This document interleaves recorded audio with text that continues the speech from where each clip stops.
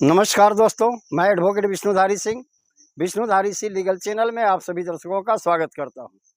दोस्तों, आज हमारे वीडियो बनाने का टॉपिक है कि क्या बंटवारा बाद न्यायालय में चलने के दरमियान भी कोई पक्षकार या कोई हिस्सेदार अपना हिस्सा किसी बाहरी व्यक्ति को बेच सकता है। दोस्तों, आइए देखते हैं इस टॉपिक पर ऑनरेबल सुप्रीम कोर्ट क्या कहता है और आपका कानून क्या कहता है। दोस्तों, सबसे पहले प्रश्न उठता है कि क्या बिना बंटवारा किए हुए परिवार में अपना हिस्सा को बेचना उचित है? क्या वह रजिस्ट्री वैलिड होगा, वह सेल डीड वैलिड होगा? इसके लिए दोस्तों हिंदू सक्सेशन एक्ट की धारा 22 कहती है कि कोई भी हिस्सेदार अगर जॉइंट फैमिली प्रॉपर्टी में या शामिलात परिवार में अपना हिस्सा बेचना चाहता है तो सबसे पहले उसे अपने को पार्टनर जो क्लास 1 के हैं, जैसे भाई वगैरह, इन लोगों से पूछ लेना होगा, तब बाहरी व्यक्ति को बेचना होगा।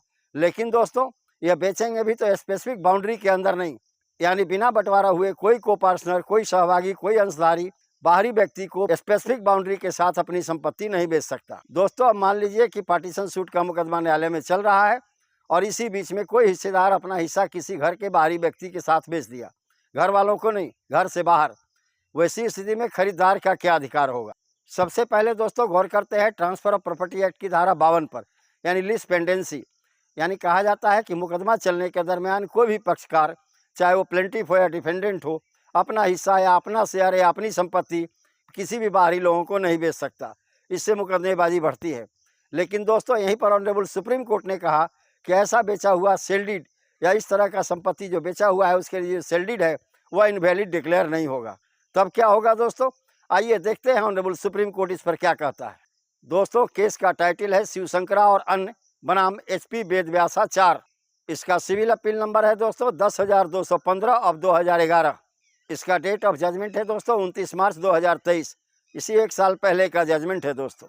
उपरोक्त केस में ऑनरेबल सुप्रीम कोर्ट ने कहा कि अगर कोई भी केस, कोई भी सिविल सूट न्यायालय में लंबित है, अगर इस बीच में कोई पक्षकार अपना हिस्सा या अपनी संपत्ति बेच देता है तो उसके द्वारा एग्जीक्यूट किया गया या निष्पादित किया गया सेल डीड जो है विक्रय पत्र, वह इनवैलिड घोषित नहीं होगा।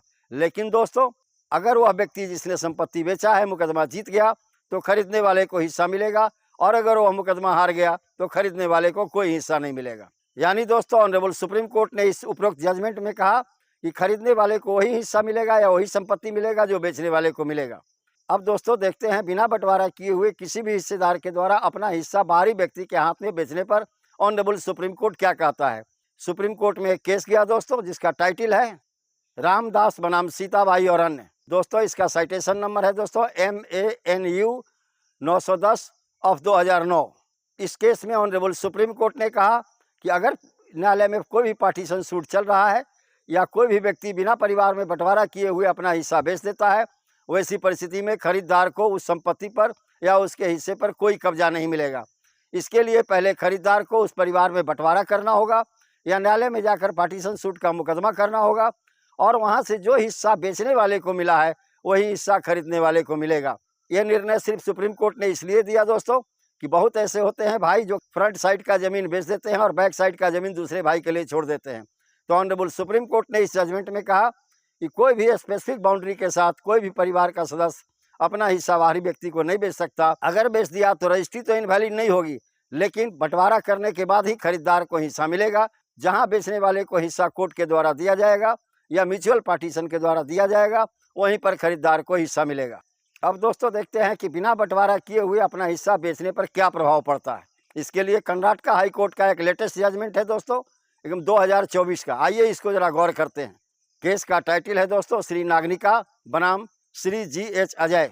इसका रिट पिटीशन नंबर है दोस्तों 19,468 ऑफ 2021। इसका डेट ऑफ जजमेंट है दोस्तों 3 अप्रैल 2024। इस साल का लेटेस्ट जजमेंट है, आज से 2 महीने पहले का। दोस्तों, इस केस में ऑनरेबल कर्नाटक हाई कोर्ट के कंप्राइजिंग बेंच ने, जो डबल बेंच थे, उसके जजेस ने कहा अपने आदेश में कि खरीदार व्यक्ति को वही हिस्सा मिलेगा जो बेचने वाले का है। लेकिन इसके लिए पहले सूट अगर चल रहा है, मुकदमा न्यायालय में चल रहा है, तो ऑर्डर 1 रूल 10 CPC के अंदर में उसमें पार्टी बनना होगा, और पार्टी में मुकदमा लड़ने के बाद न्यायालय के द्वारा जो बेचने वाले का हिस्सा निर्धारित किया जाएगा वही हिस्सा खरीदार को मिलेगा। और अगर बेचने वाले को कोई भी हिस्सा न्यायालय के द्वारा नहीं दिया गया तो खरीदने वाले को भी कोई हिस्सा नहीं मिलेगा। तो दोस्तों, इस प्रकार आप देख रहे होंगे आज के हमारे वीडियो का टॉपिक था, क्या न्यायालय में बंटवारा का मुकदमा चलने के दरमियान कोई पक्षकार अपना हिस्सा बेच सकता है, और अगर बेच दिया तो इसका क्या प्रभाव खरीदार पर पड़ेगा। तो दोस्तों, इस प्रकार आप देख रहे होंगे कि परिवार का कोई भी सदस्य अपना हिस्सा बेच तो सकता है, लेकिन बिना बंटवारा किए खरीदार उस हिस्से पर कब्जा नहीं ले सकता। धन्यवाद दोस्तों, यहीं पर मेरा वीडियो संपन्न हुआ। अगर मेरा यह वीडियो आपको पसंद आया तो आप इसे लाइक करें, सब्सक्राइब करें, अपने साथियों को शेयर करें। धन्यवाद। अब विशेष अगले वीडियो में।